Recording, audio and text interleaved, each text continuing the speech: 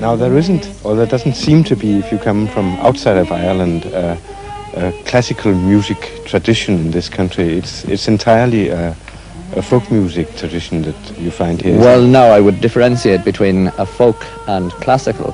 When you say classical, you mean European classical. There is not a European classical music tradition in this country. There is, on the other hand, a highly developed traditional music, which, because it's orally transmitted, must not be considered essentially as folk music.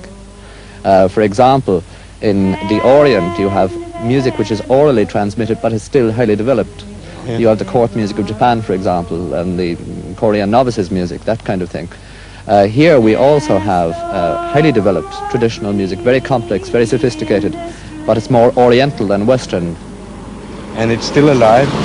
Oh, it's very much so. In a very transmitted as an oral, Yes. in an oral tradition? Yes, absolutely.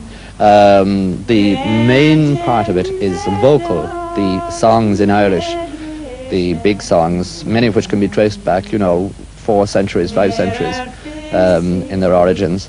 It involves a very highly complex linear ornamentation, so that people hearing it for the first time think that it sounds, like Arabic music or Persian music. Now, this music that has been orally transmitted, it hasn't been written down somehow.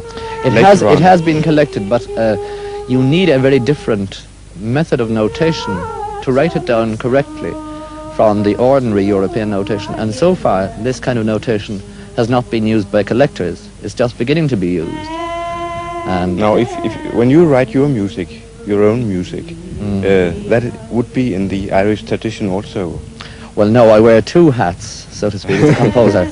I wear a hat as a traditional musician in the Irish tradition, but also because I've been trained in a European background. I compose European music, 12-note music, serial music. Oh, yes. And naturally enough, that's written as you would write serial music. Yes.